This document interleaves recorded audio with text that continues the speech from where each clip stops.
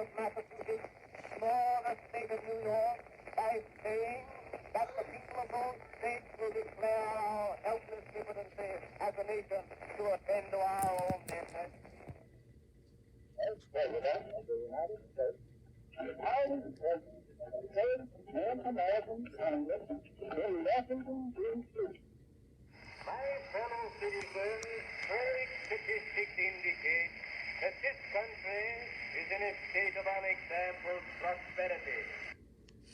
I believe that the majority of the plain people of the United States will, day in and day out, make fewer mistakes in governing themselves than any smaller class or body of men, no matter what their training, will make in trying to govern. Who are the people? They are not alone the unfortunate and the weak.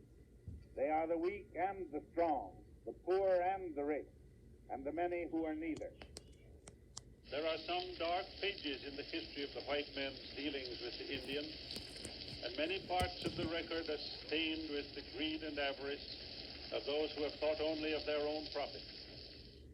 My countrymen, there isn't anything the matter with the world's civilization except that humanity is viewing it through a vision impaired in a cataclysmal war. I want the people of America to be able to work less for the government and more for themselves.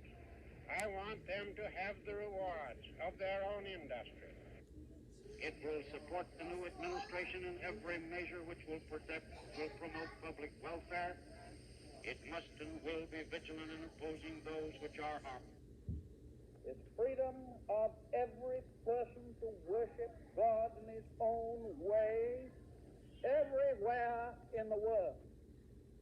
A short time ago, an American airplane dropped one bomb on Hiroshima and destroyed its usefulness to the enemy.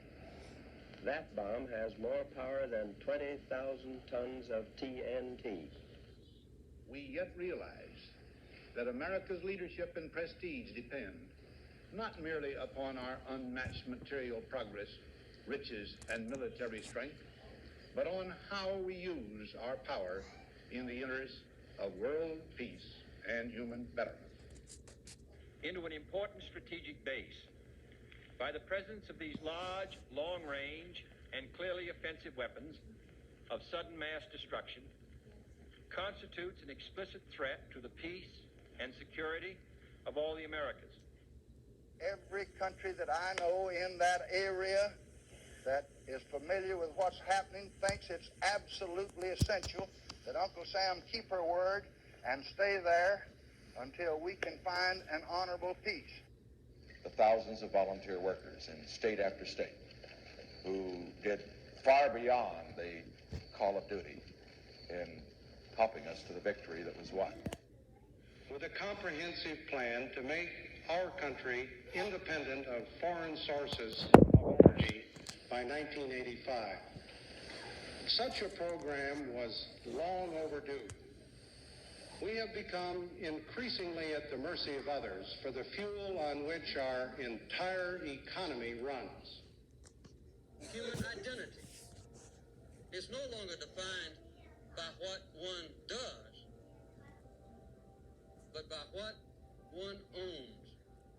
This is not a message of happiness or reassurance, but it is the truth, and it is a warning. General Secretary Gorbachev, if you seek peace, if you seek prosperity for the Soviet Union and Eastern Europe, if you seek liberalization, come here to this gate. Mr. Gorbachev, open this gate. Today, tomorrow, and into the next century, our nation is the enduring dream of every immigrant who ever set foot on these shores and the millions still struggling to be free. This nation, this idea called America, was and always will be a new world. I will never forget the parents of children with autism and other serious conditions who told me on the campaign trail that they couldn't afford health care and couldn't qualify their children for Medicaid unless they quit work and starve or got a divorce. Good evening. Today, our fellow citizens, our way of life, our very freedom came under attack in a series of deliberate and deadly terrorist acts. The victims were in airplanes or in their offices. Secretaries, businessmen and women, military and federal workers, moms and dads, friends and neighbors. My fellow Americans, tonight I want to speak to you about what the United States will do with our friends and allies to degrade and ultimately destroy the terrorist group known as ISIL. As Commander-in-Chief, my highest priority is the security of the American people. My original instinct was to pull out, and historically, I like following my instincts. But all my life, I've heard that decisions are much different when you sit behind the desk in the Oval Office. Here and now, I give you my word. If you entrust me with the presidency, I will draw on the best of us, not the worst. I'll be an ally of the light, not the darkness. It's time for us, for we the people, to come together. And make no mistake, united we can and will overcome this season of darkness.